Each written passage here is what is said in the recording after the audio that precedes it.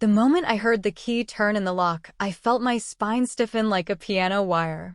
It was the slow, performative turn of someone who wanted an entrance, who believed his presence was an event worth building anticipation for. Logan strolled into the condo like he was stepping onto a stage, every inch of him screaming money, success, ego. His suit was tailored so sharply it could have sliced glass, and those new Italian loafers? I recognized them. Limited edition Berluti, the ones that cost more than my monthly mortgage. He dragged his designer luggage over the threshold and dropped it onto the hardwood with an arrogant thud, as if it was a trophy he'd earned. Barcelona was exquisite, he declared, his voice slick with self-congratulation. First-class flights, ocean view suite at the W, gaudy tours, and oh, Marina, you would have died at this rooftop bar in Izampol. They served Dom Perignon like it was water. I leaned against the kitchen island, a neutral smile tugging at my lips. Sounds indulgent. Oh, it was, he said, running a hand through his freshly trimmed hair. Even his cologne, some spicy, expensive blend, carried the unmistakable scent of overcompensation. I needed it, babe. I've been drained lately. All the pressure, the hustle. You know how it is. Oh, I did. I knew exactly how it was. He thought he was the puppet master, orchestrating his little charade while I danced along in ignorance. The funny thing was, I used to. For years, I twisted myself into the shape of the woman he claimed to need. Charming, silent, supportive. But somewhere along the way, I learned to listen differently. Now I was silent with purpose. Still with clarity. Smile with reason. You look different, I said mildly, folding my arms. Rested. Logan's chest puffed. You like the new watch? He extended his wrist toward me like a child showing off a toy. It gleamed obnoxiously under the pendant lights, platinum with a sapphire bezel, a model I'd seen in the Neiman Marcus luxury catalog just last month. It's a Zenith Defy Extreme. Got it in Madrid on the way out. It screamed me. It definitely screamed, I murmured. He didn't catch the tone. He never did. He swaggered into the living room, pausing by the mirror to adjust his collar. The man had a relationship with his own reflection that bordered on romantic. I miss this place, he sighed. But I have to admit, waking up to the Mediterranean breeze, there's just something about that life, you know? It suits me. Of course it did. Logan was born for excess, any environment that let him pretend he was more important than he was, more powerful than reality allowed. He thrived on illusion. Unfortunately for him, I'd stopped believing in magic a long time ago. Did you bring anything back? I asked. Souvenirs. He waved a dismissive hand. Marina, I brought back experiences. Stories. Perspective. Besides, you're not really a trinket person, are you? I shrugged. Sometimes I like something real to hold on to. His eyes flickered at that, only for a second, but enough for me to catch it. There was a lot hiding behind that tan. Guilt, maybe. Or fear. Or both. He sauntered toward me again, placing his hands on the counter. You've been quiet. Everything good while I was gone? Everything was very informative, I said, letting the words settle just long enough to make him tilt his head. Then I smiled again. The same smile I'd perfected in all our years together. The one that told him everything was fine. The one that let him think he was still in control. Well, that's good, he said, visibly relaxing. I was worried you'd be bored out of your mind here. But you always were the dependable one, huh? I wanted to laugh. Dependable. That's what he called it. Not strategic. Not composed. Not 3 steps ahead. Dependable. Like a doormat. Like a light left on in case he ever decided to come home. He turned to unpack, throwing open the luggage and revealing rows of luxury shopping bags. Loewe, Montblanc, Balenciaga. Like a walking confession. Each brand was a breadcrumb leading straight to the truth. The irony was delicious. He thought he'd gotten away with it. Thought the card he'd skimmed was just another one of my business accounts, one I'd never notice in the haze of payrolls and expense reports. He had no idea it was a decoy, planted there like bait in a snare, rigged with detection algorithms I'd designed myself. "You'll love the footage I took," he called from the bedroom. "I got this drone shot over the Balearic Sea. You can hear me pop the champagne." "I'm sure I'll treasure it," I replied, my voice flat as glass. He didn't hear me. He never really did. But soon he would. Very soon. It started with a number. Just a string of digits on a screen, buried beneath other transactions that weren't supposed to be touched. I was sipping chamomile tea on a Thursday evening, the kind of quiet night that used to bore me but had lately become a small haven. The glow from my laptop lit up the room, and there it was $2 for $73.92 at a boutique hotel in Paris. Suspicious, but not damning. Yet, I clicked. The charges unraveled like a thread pulled from the hem of a cheap suit. Another transaction from a jeweler in Milan. A private dining experience on the Amalfi Coast. A car rental service in Santorini, premium SUV, all upgrades selected. It didn't stop. I scrolled through the report, eyes narrowing, heart beating steadily, not with panic, but with recognition. Because that card wasn't real. Not in the way Logan thought. Months ago, I'd created a decoy corporate account, one meant to simulate active spending for a fraud detection system I was testing at work. At my firm, we build smart financial security tools, the kind that watch silently, collecting patterns, anticipating the next move before a breach becomes a headline. I'd labeled the dummy card, Test ENV, Blacklight Alpha, and buried it under a shell corporation. Only 3 people in the company knew it existed. It was a ghost in the machine allure. And somehow, Logan had found it. I stared at the screen, sipping slowly. The tea had gone cold, but I didn't care. My fingers moved instinctively, pulling up parallel reports, cross-checking access logs. He hadn't guessed randomly. He had stolen the details. Probably one of those nights he'd wandered into my home office while I was asleep, offering fake concern in the morning about my long hours. I'd caught him glancing at my spreadsheets once, pretending not to understand any of it. But now I saw it. The trap had been baited and Logan had walked right into it. And still, I didn't panic. I smiled. It wasn't even a smile of satisfaction, not yet. It was something deeper. The kind of smile you give when the truth you suspected finally lifts its mask and admits you were right all along. Logan thought he was clever. He always had. That cocky swagger when he lied, the polished charm that cracked when pressed. He'd built an entire persona around the illusion of success, leased cars, maxed out credit, charm thick enough to blind anyone who wanted to believe in his potential. But I'd stopped believing a while ago. I'd just been waiting for the right time. I reached for my phone and snapped a quick photo of the screen. Evidence preservation, just in case. Not that it would be hard to prove. The entire system was automated, timestamped, encrypted, and mirrored to our secure off-site server. He couldn't delete anything. Couldn't even access it without triggering alerts. I opened a new folder on my desktop and named it Project Truth. Then I went into the bedroom and stared at our bed. Our marriage had become a cold contract, a quiet war waged through eye rolls, avoidance, and exaggerated yawns. He traveled more. I worked longer. We played the parts. The loving couple at dinner parties. The supportive spouses at charity galas. But behind closed doors, we were strangers.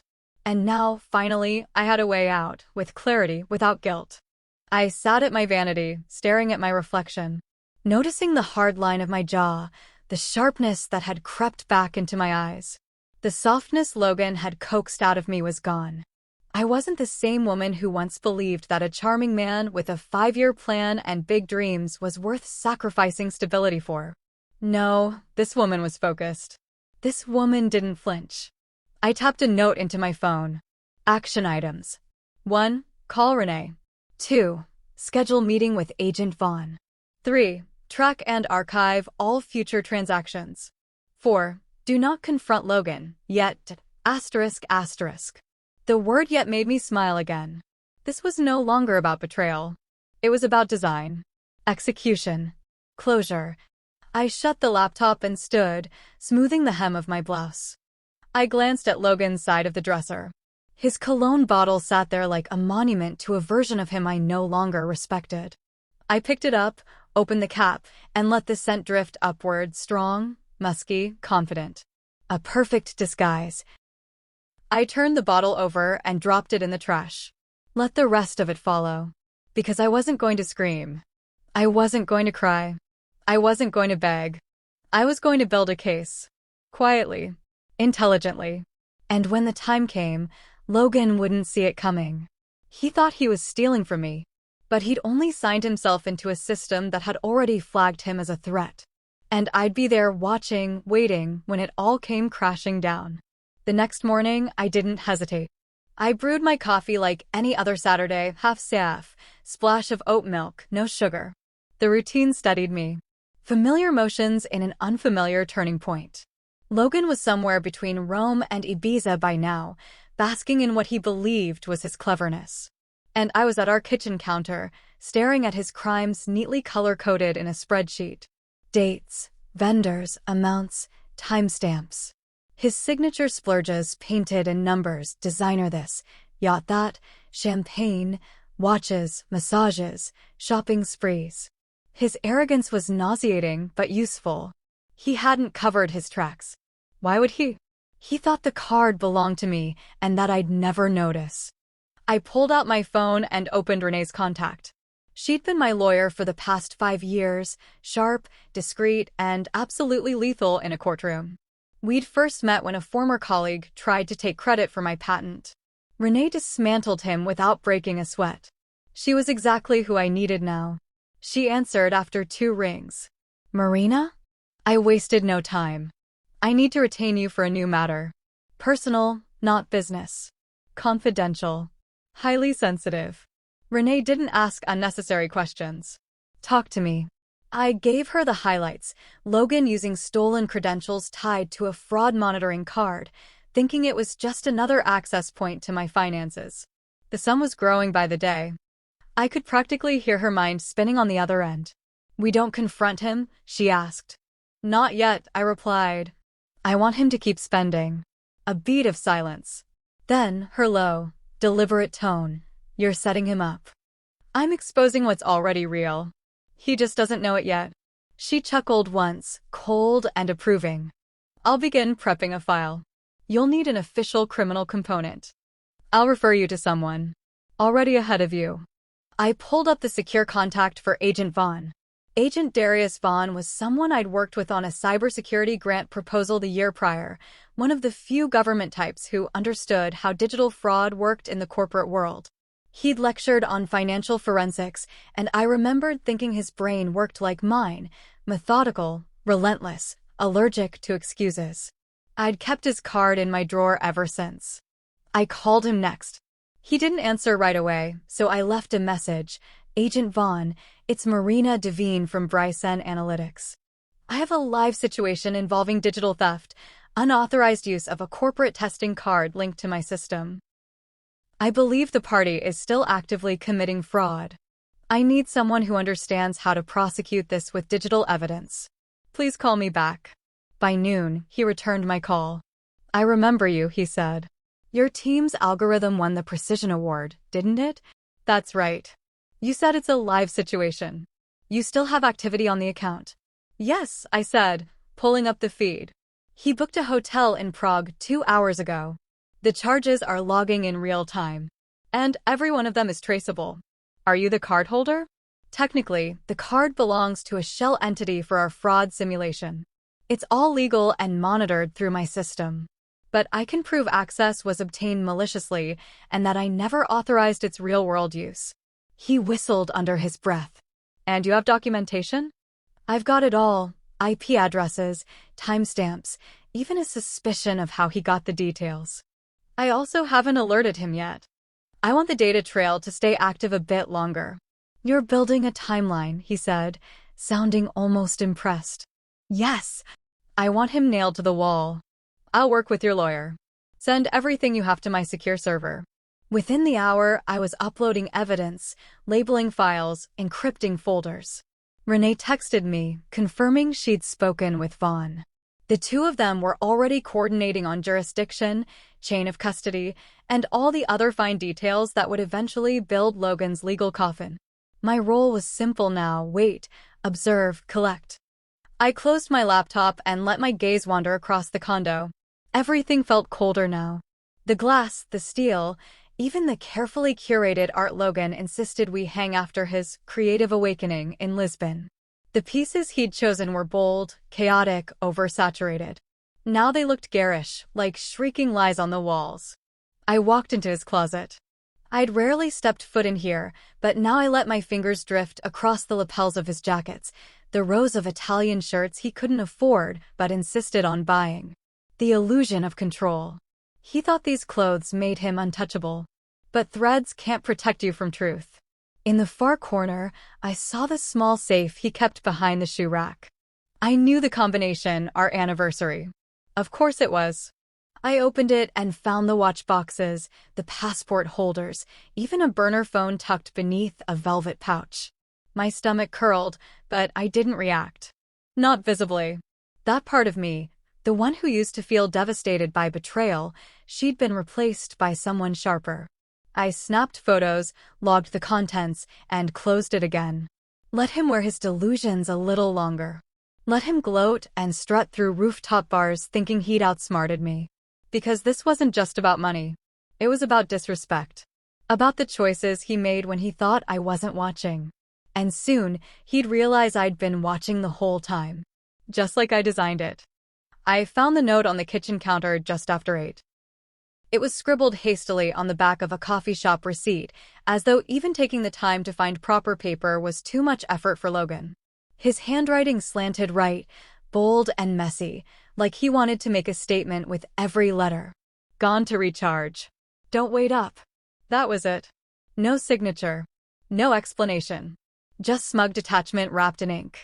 I stared at the paper for a long moment, letting the message settle in like the final puzzle piece falling into place. It was exactly what I needed, another breadcrumb in his trail of self-importance. I slipped the receipt into a plastic evidence sleeve and tucked it into the expanding file folder now living in my office desk drawer. By now, that folder was thick with logs, screenshots, call records, and digital receipts, all categorized by date, location, and purchase type. Every indulgence told a story. Every swipe was a confession. I opened the live fraud detection feed on my laptop, a portal into Logan's little fantasy world. The system lit up like a casino floor. A private terrace suite in Paris, $1, $9.80. A boutique in Milan, $6, $4.35. A helicopter tour over Santorini, $4, $200. The absurdity would have made me laugh if it weren't so infuriating. He wasn't even trying to be discreet anymore. Every charge was bolder than the last, as if his ego expanded with every purchase. He thought he was untouchable. He thought I wasn't watching. But I was watching everything, and I wasn't watching alone. Agent Vaughn had synced his team to the real-time feed, and Renee's paralegal was cross-referencing timestamps and correlating them with the travel logs. We were building a case not just airtight, but devastating. Every charge that flashed across my screen was another nail. Logan wasn't just overspending, he was systematically documenting his own fraud, gift-wrapping evidence like a fool. I sat on the couch, curling my legs beneath me, laptop on my knees. The city lights flickered outside the window, but inside, the condo felt suspended, silent, sharp, like it knew something monumental was unfolding. I sipped from a glass of red wine, watching the alerts roll in like a stock ticker. Each one pinged my phone, vibrating gently beside me. Barcelona, then Rome, then Mykonos. He was moving fast, chasing a high, always wanting more. At one point, he'd sent a single-word text, breathing. I hadn't replied. The next alert came in 20 minutes later, a charge from a luxury spa in Zurich. That was the game now. He used stolen money to breathe, and I let him, because every breath he took with that card was a deeper dive into his own undoing. I opened my notes app and typed a few observations. Logan prefers in-person transactions, rarely uses mobile pay. Patterns show purchases between 11 a.m. to 2 p.m. local time, brunch, leisure hours. No attempt to rotate cards or cover tracks. Increasing boldness equals growing carelessness. I added a final line. He believes I'm still playing wife. That was the most dangerous part. His arrogance had always been his compass, pointing him in the wrong direction with complete confidence. He didn't see the shift. Didn't notice the way I stopped asking questions or making small talk. I'd become a mirror, reflecting back only what he wanted to see. He thought my silence meant approval.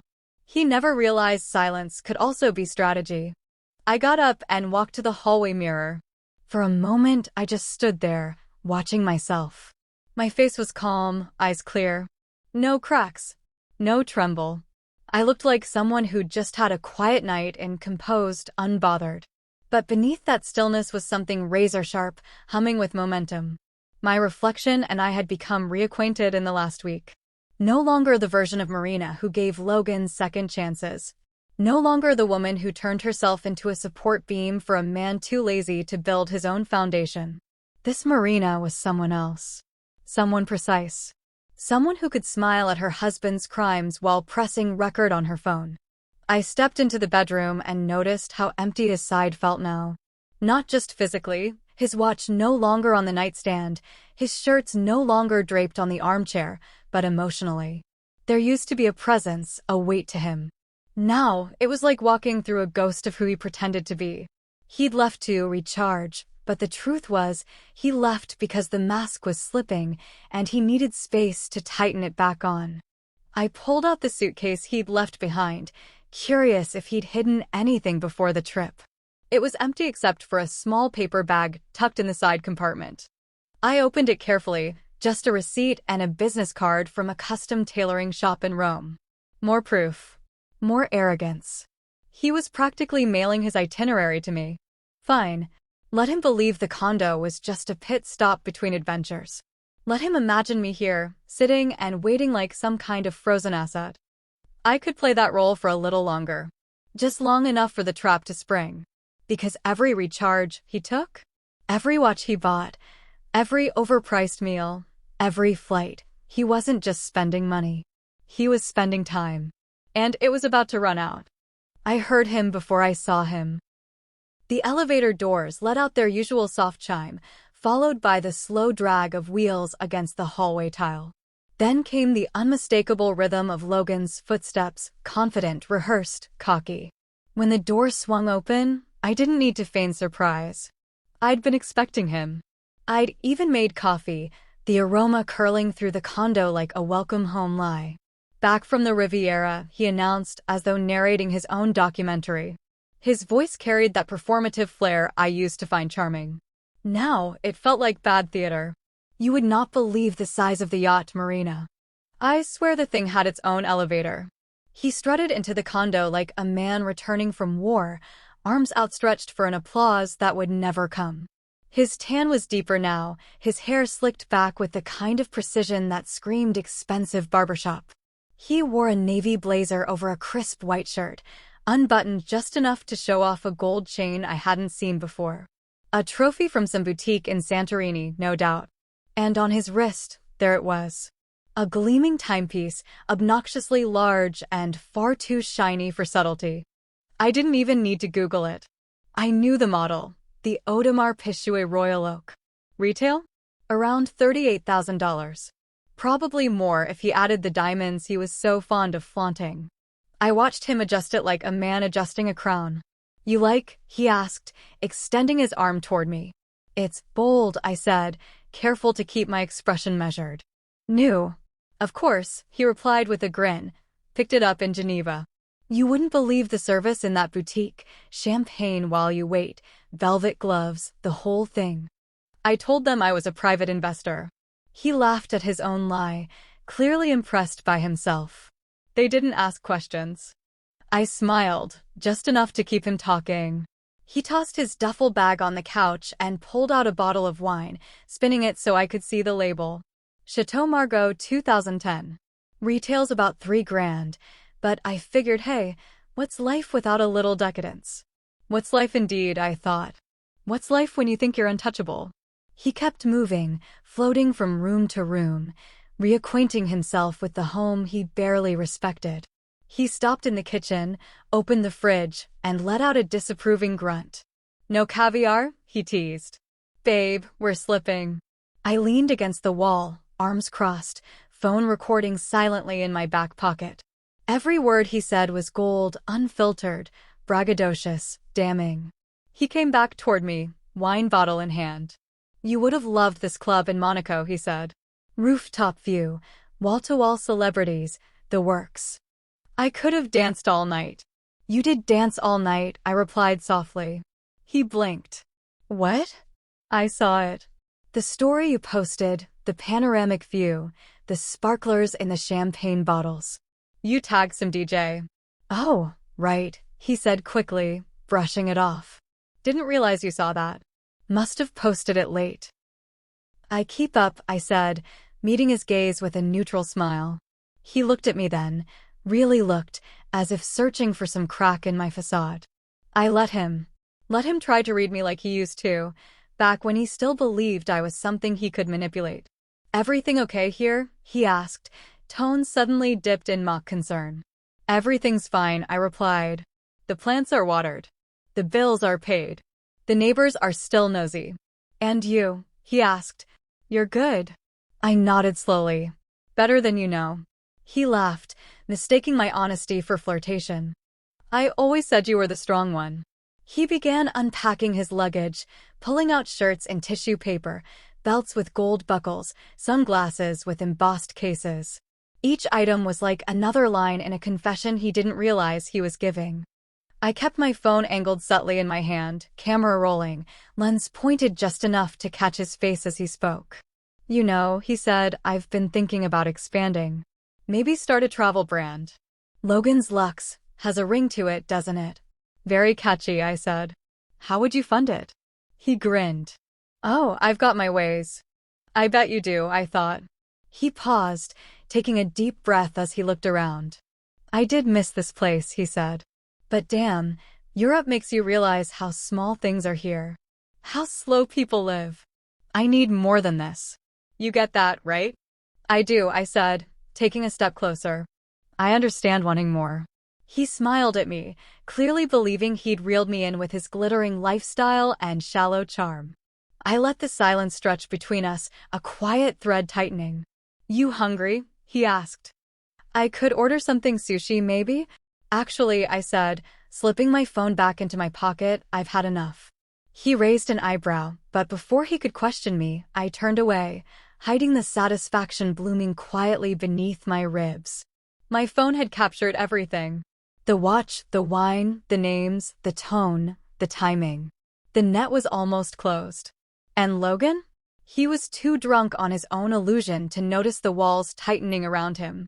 I woke to a message from Renee, timeline finalized. "Vaughn says we're ready when you are." Simple. Direct. Lethal. I sat up slowly, letting the morning light spill over the duvet, illuminating the room that now felt more like a stage than a sanctuary. Logan was still asleep in the other room, his snores soft and oblivious. He'd passed out on the couch again, half drunk on a bottle of something imported and overpriced, his new watch still gleaming on his wrist like a silent confession. I padded into my office, careful not to make a sound. The air in the room was cool, focused. My laptop screen flickered to life with a soft blue glow, and in seconds I was inside the shared folder labeled Operation Valencia. It was ironic, really, naming the operation after the first fraudulent charge Logan made. A luxury hotel suite in Valencia, Spain. His starting point. The beginning of the end. Inside the folder was everything, a meticulously cross-referenced record of every purchase, every travel log, GPS pings from his phone, and even screenshots from his own social media posts. The timestamps were a perfect match, his posts bragging about expensive rooftop dinners aligned precisely with the stolen card transactions. Agent Vaughn had taken the data and woven it into a timeline so tight, so flawless, there was no room left for Logan to squeeze through. The final file in the folder was titled Arrest Protocol. I clicked it. It outlined everything in chilling clarity. The charges: identity theft, credit card fraud, unauthorized access to a financial system. The documentation: 73 flagged transactions totaling over $52,000. Every dollar accounted for. Every lie exposed. The plan was in motion. All I had to do now was say the word. I reached for my coffee and stared out the window at the North Bay skyline.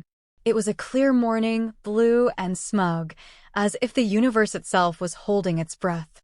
At exactly 9 a.m., I called Vaughn. "Marina," he answered, his voice brisk. "We're ready. Your call. You have the timeline?" I asked, even though I already knew the answer. "Every minute accounted for," he confirmed. "North Bay PD is on standby. We'll coordinate from here. Just give the green light." My mouth felt dry. Not from fear, there was no room left for fear. Only precision. Only justice. "Do it," I said. "Let's bring him down." Vaughn didn't say another word. Just a calm, affirming click. I leaned back in the chair, inhaling slowly, letting the moment settle into my bones. It felt nothing like I'd expected. Not triumphant. Not vengeful. Just clean. Like the sharp inhale after scrubbing a surface spotless. This wasn't revenge. It was removal. A necessary extraction of rot. 10 minutes later, I heard the creak of the couch. Logan stirred in the living room, groaning as he stretched. I heard him mutter something about needing espresso. He stumbled into the kitchen, still shirtless, still reeking of cologne and liquor. "Mornin', babe," he mumbled. "You sleep okay?" "Like a baby," I said smoothly. "You." He scratched his head, chuckled. "Like a king." He kissed my cheek. I didn't move. My smile didn't falter. He poured himself a glass of orange juice, then wandered to the window. "Thinking of booking a trip to Bali next," he said. "We deserve a little escape." "We." I nodded. "That sounds fitting." "Of course," he continued, sipping with satisfaction. "We'll do it right this time. Private villa, infinity pool, the whole thing. You'll love it." My phone vibrated on the counter. A short, coded message from Renee, NBPD inbound. I glanced at Logan. Still lounging. Still unaware. I stepped into the hallway, my heartbeat calm. I opened the door to find two uniformed officers flanking Agent Vaughn, who stood in his tailored suit, expression unreadable, folder in hand. I said nothing, just stepped aside. "Logan Pierce?" Vaughn's voice sliced through the air. Logan turned, blinking as if they'd walked in mid-dream. Yeah? What's going on?" "You're under arrest for multiple counts of financial fraud, identity theft, and unauthorized access to a secured financial system," Vaughn said, already stepping forward. "What?" Logan barked. "This is a mistake. I don't even Marina?" He looked at me then, really looked, and I saw it happen. The moment realization hit him like a blow to the gut. His mouth parted slightly. His eyes scanned the officers, then me, then back. Disbelief gave way to betrayal, then panic. "You set me up?" he gasped. I didn't blink. "No, you did that yourself." The officers stepped in, cuffing him with smooth efficiency. He twisted in their grip, sputtering. Wait. This is insane. I didn't do anything illegal." "Marina, tell them." Vaughn pulled out the folder and read off the charges, each word landing like a gavel. Logan's face contorted, fury and desperation coiling beneath his skin. As they led him toward the door, he tried one last time. "You can't do this to me." I met his eyes. Funny how justice looks in real time, isn't it? And then the door shut behind them, leaving only silence. But it wasn't empty. It was clean. The hallway was silent after they took him. Not the kind of silence that begs to be filled, but the kind that settles in like finality. I stood there for a moment, hand resting on the doorknob, staring at the spot where Logan had just stood, his face drained of color, eyes wild, disbelief painted across every line of his expression. It was over. The performance, the manipulation, the gaslighting that stretched across years like a slow suffocation. All of it had collapsed in a single morning. I closed the door and turned the lock with a click that echoed through the condo-like punctuation. The space felt different now. Bigger. Lighter. As if his presence had been a fog I hadn't fully noticed until it cleared. I walked slowly toward the kitchen, passing the glass coffee table where Logan had tossed his phone just yesterday, bragging about some influencer he'd met in Ibiza. He thought she might be useful for networking.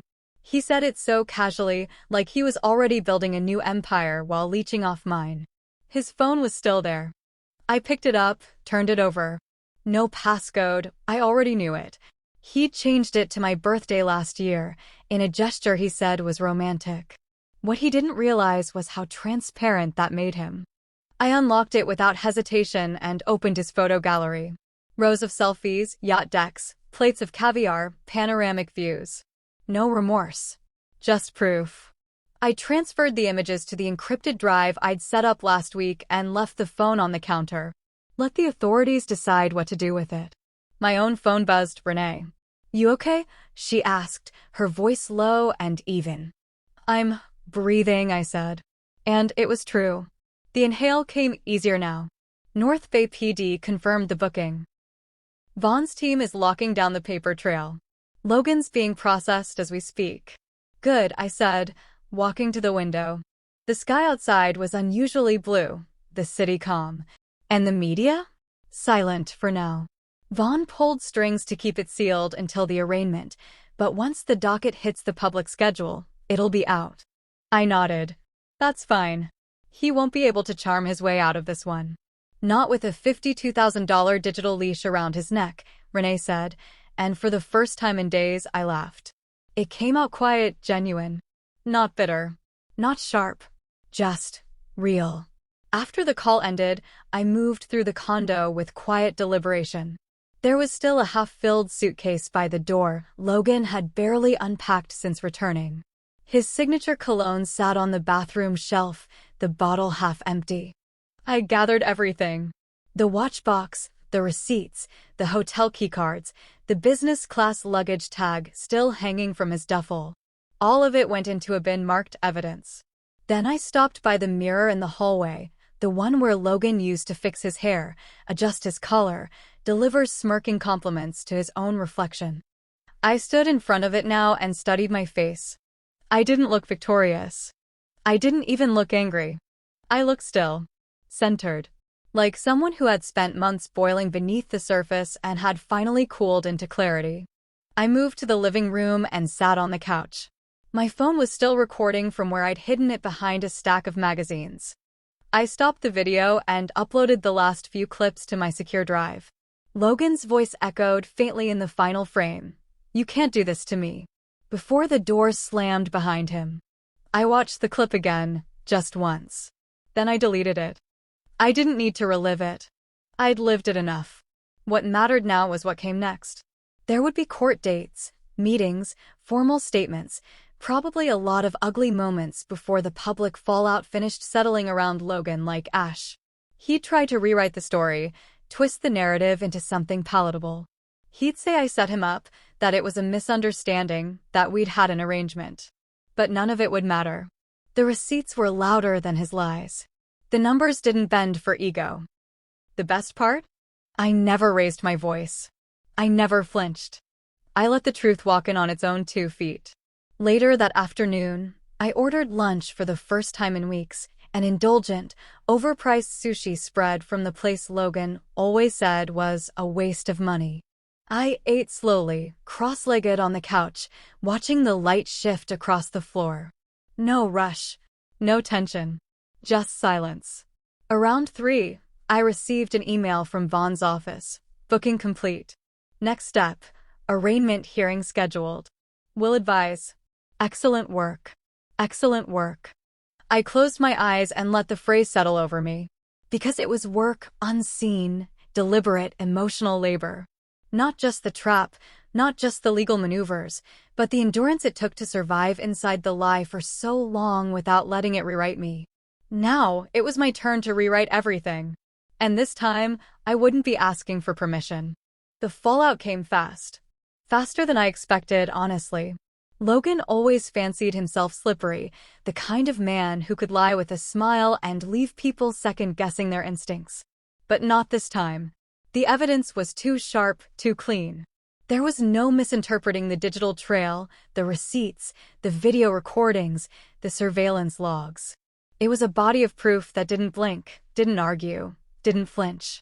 And when his lawyer finally saw it laid out, transaction by transaction, timestamp by timestamp, he must have realized how unwinnable it was. Because Logan folded. He tried to squirm, of course. That part came first. He claimed I'd given him permission to use the card. That we'd agreed to share resources while he was abroad building connections. He even told them I'd designed the system so we could test its limits in real-world conditions. Bold move. But it collapsed the second Vaughn's team rolled out the security footage from the Milan boutique, his selfie at the rooftop bar in Monaco, and my matching files showing the card's restrictions and alert triggers. The crown jewel, though, was the audio from our living room, his own voice bragging, unprompted, about his purchases, his schemes, the luxurious life he thought he was entitled to. "I've got my ways," he'd said with a smirk. And now, those ways had led him to a courtroom where the options were narrowed down to ugly or uglier. He accepted a plea deal. In exchange for reduced jail time, Logan agreed to full restitution of the $52,387.64 he spent, along with 400 hours of community service and a financial literacy course that I'm sure he thought was beneath him. His credit score was annihilated, frozen, flagged, and exposed to every agency we looped in. His accounts were under supervision. He could barely apply for a cell phone plan without getting flagged. He looked wrecked when I saw him in the courtroom. His suit wasn't tailored anymore. His hair had grown out, uneven and dull. The watch, the chain, the swagger, gone. All that remained was a man confronted by consequence. And when his eyes met mine across the room, I didn't see anger. I saw defeat. He didn't approach me. Probably for the best. His lawyer advised against any contact. But that didn't stop him from trying elsewhere. The emails started the next morning. Long, rambling things filled with half remorse, half deflection. He said he'd never meant to hurt me. That he'd panicked under pressure. That he just wanted to feel like somebody. I didn't respond. I didn't read most of them, if I'm honest. I'd skim the subject line, maybe the first sentence, then hit delete. I wasn't interested in sifting through the rubble of his self-pity. This wasn't about closure. This was about separation. I kept the final email, though. The one where he said he was moving to Florida to rebuild and get clarity. I pictured him on some lumpy couch in Tampa, mooching off cousins or old friends he'd ghosted years ago. No more penthouses. No more luxury rentals. No more pretending. Just heat, humidity, and the gnawing truth of his own reflection. Meanwhile, I was rebuilding, too, but in the opposite direction. I started by redesigning the condo, stripping it of him. I boxed up everything that carried his fingerprints, his decorative nonsense, his fake art, the monogram towels, the leather coasters he insisted made the place feel elevated. I had the walls repainted, brighter now, less sterile. I replaced the statement chandelier he chose with something softer, warmer. The cold hotel vibe he loved so much? Gone.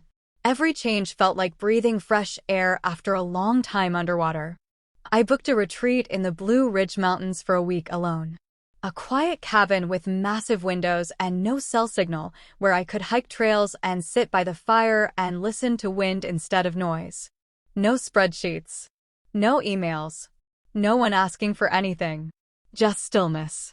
On the third night, I lay in the soaking tub and stared up at the wood-paneled ceiling, thinking about how far I'd let myself drift before finally swimming back to shore. I didn't cry. I didn't need to. The tears had come years ago in the small, invisible moments when Logan dismissed my ideas at dinner parties, when he laughed a little too loudly at my expenses, when he brushed off my promotions like they were hobbies. Those were the wounds. The fraud was just the final slice. When I returned home, I set up filters on my email to automatically redirect anything from Logan to a folder labeled Archive, Deadweight. I didn't check it. I just liked knowing I never had to see his name again unless I wanted to. People asked, of course, mutual friends, nosy neighbors, a few colleagues who whispered about the case in break rooms. I heard about Logan, they'd say. And I'd smile. Not bitterly. Not cruelly. Just with quiet relief. I heard about him too, I'd reply. The truth was, the fallout hadn't scorched me. It had cleared the ground. The divorce was finalized on a rainy Tuesday. The kind of gray, drizzly day that usually left me reaching for a blanket and a book, but today it felt like a soft cleansing, unremarkable, quiet, and absolutely perfect. No drama. No final showdown. Just signatures, file numbers, and a gentle acknowledgement that something broken had been properly dismantled. I left the courthouse with my umbrella in one hand and a sealed manila envelope in the other. Inside it was freedom, thin sheets of paper that said I no longer belonged to Logan Pierce in any legal or emotional capacity. We were strangers now. Not enemies. Not lovers. Not even memories, really. Just names on old documents. Names on a past I no longer had to carry. By the time I got home, the rain had tapered off. The condo felt different now, completely mine. Not just in ownership, but in energy. The air was lighter, the silence friendlier. I set the envelope down on the kitchen island and glanced around at everything I'd reclaimed. The furniture had been rearranged weeks ago, but I'd gone further now.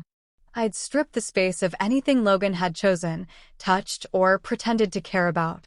The faux industrial bar stools, the abstract paintings he never understood, but always insisted made him look cultured, the velvet pillows and colors I hated, but tolerated for the sake of his ego, all gone. I replaced them with earth tones, textures that felt like breath, softness. Candles I actually liked. Plants I could care for without being mocked. And in the bedroom? A new duvet. New sheets. A bed that no longer smelled like shared betrayal. There was no grand ceremony. No dramatic wine pour to mark my independence. Just a slow, steady breath. One that filled my chest fully for the first time in years. I booked the Blue Ridge Mountains retreat that night. A week solo. No one to impress. No curated smiles or strategic silence. Just me, my thoughts, and whatever version of myself was waiting on the other side of this chapter. The confirmation email hit my inbox with a chime, and I stared at it for a long moment, feeling something bloom quietly in my ribs. When I told Renee, she smiled and said, "About time." The retreat was everything I hadn't realized I needed. Winding trails through pines and dogwoods, cool mornings where I watched mist lift from the lake with coffee in hand, and long, firelit evenings where I journaled without editing myself. For the first time in forever, I stopped performing. There was no audience. No role to play. I was just Marina. No last name attached. No expectations weighing down my shoulders. I didn't cry much. People assume that healing looks like sobbing on a floor or dramatic revelations. But mine came in quiet moments, when I woke without checking my phone, when I looked in the mirror and didn't see the woman who'd once shrunk herself to fit someone else's idea of worth. I was tired of minimizing myself to inflate someone else's narrative. That part of me had retired. When I returned to the city, I felt new. Not in some loud, post-breakup reinvention way. Just grounded. Real. I updated my social profiles, taking Logan's last name off everything. I didn't make an announcement. I didn't know one. I simply edited the truth to reflect what had always been buried beneath myself. Meanwhile, Logan's downfall trickled into public view. Word got out, slowly but steadily. A few finance blogs picked it up first, curious how a man with no known assets managed to rack up that kind of spending. Then came the court docket leaks. Local news.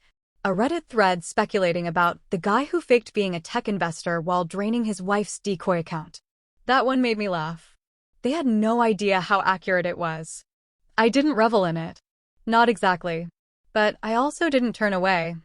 I heard through a mutual acquaintance that Logan had moved into his cousin's spare room in Tampa. He was sleeping on a futon and had picked up a part-time job at a car rental desk near the airport. For now, he reportedly said, as if a comeback was still pending. Maybe he believed it. Maybe he needed to. But I'd stopped investing in his delusions. He emailed me again. Twice. Subject lines like, "You look amazing," and "Just one conversation." I didn't open them. Just moved them to the archive folder I'd labeled deadweight. Let them rot in silence. I found more joy in small things now. Fresh-cut flowers from the Saturday market. cooking just for myself. Walking through the condo barefoot, unbothered, sipping red wine with music playing as loud or as soft as I wanted. I began drafting a redesign for the guest room, maybe a creative space, a reading nook, or something I hadn't even dreamed of yet. The room felt full of potential now that it wasn't a crash pad for a man who treated my generosity like a given. This wasn't just the end of a marriage. It was the start of a reclamation. My space, my name, my breath. And I didn't miss him. Not even a little. Because peace doesn't make you nostalgic. It makes you free. It was a warm evening, the kind that hung on the edge of spring and summer, still breezy, but tinged with the promise of longer days ahead. I stepped onto the balcony barefoot, cradling a glass of Cabernet in my hand, the stem smooth and cool between my fingers. The city lights blinked in the distance like quiet witnesses, and above them, the stars were beginning to reveal themselves, shy, scattered, but present. For once, I wasn't thinking about where Logan was. I wasn't wondering what he might try next, what email might show up in my inbox, or if someone would mention his name in passing like a dropped piece of glass. He no longer lived in the walls of my mind. He didn't live anywhere near here anymore. Not in this condo, not in my air. I sank into the lounge chair I'd placed out here just a week earlier. It was new, a deep sea green cushion I'd chosen without anyone's input, and it fit the space perfectly. I let my legs stretch out, my head tilt back, the wine warming my throat in slow sips. The quiet didn't feel empty, it felt earned. The condo was mine now, in every way that mattered. Not just legally, not just on paper, but energetically. I'd scrubbed it of Logan's shadow. The paint was different. The art was mine. Even the way the light filtered and felt changed, like the walls no longer absorbed his vanity and bitterness. There were no more stray cufflinks on the floor, no more cologne-laced shirts flung across the bed like declarations. Just space. Just breath. The wine clinked gently as I set the glass down on the side table. I stared up at the stars and thought about all the versions of me I'd left behind to get here. The girl who apologized when she hadn't done anything wrong. The woman who excused Logan's narcissism as ambition. The one who minimized her own brilliance to protect his fragility. I had mourned her once. Now I honored her. She had survived. And I had grown into someone who didn't just survive, but rebuilt. The thought made me smile. There had been no dramatic final goodbye, no last shot across a room or tears on a pillow. Just a clean line drawn in court, followed by silence. Logan had reached out a few more times, but the messages were predictable. His favorite trick, mixing regret with blame, charm with manipulation, all wrapped in cheap sentiment. I hadn't replied. I hadn't even been tempted. I no longer needed him to understand what he'd done. He wasn't the ending of my story. He was a detour I took to realize I was always meant to walk alone for a while. I thought about the retreat in the Blue Ridge Mountains and how much of myself I'd found in the quiet woods, in the rustle of trees untouched by pretense. There, in a cabin with no signal and only the sound of my own heartbeat, I remembered what it felt like to not be monitored, measured, or diminished. I hadn't come back from that trip with answers. I came back with space. And in that space, I'd planted something new. A life. My life. I had started painting again. Just little things. Abstracts. Shapes that didn't need to make sense to anyone else. It wasn't about talent. It was about joy. I had filled one entire wall in the guest room with them, canvases of color, movement, bold lines that refused to be confined. When I stood in front of them, I felt connected to myself in a way that nothing else had offered in years. I had dinners alone now, and I liked it. No one commented on what I ordered or how I plated things. No one rolled their eyes when I lit candles on a Tuesday just because I wanted ambience. I played music as loud as I pleased. I danced in the kitchen sometimes, just because the air felt right. I was no longer building a life that someone else could feel proud of. I was building a life that I wanted to live. I reached for the wine again and took one more slow sip, letting it settle under my tongue. Then I raised the glass toward the sky, the stars reflecting faintly on its surface. To me, I whispered. There was no ceremony in it. No bitterness. Just truth. To never settling again. It wasn't a vow. It wasn't even a promise. It was an understanding. The past didn't own me. The mistakes, the betrayals, the silence I used to confuse with peace, all of it had been composted into something new. Something strong. I didn't need revenge. I didn't need redemption. I had my own approval, and that was enough. The air shifted slightly, a soft breeze brushing against my skin. I closed my eyes. And I breathed.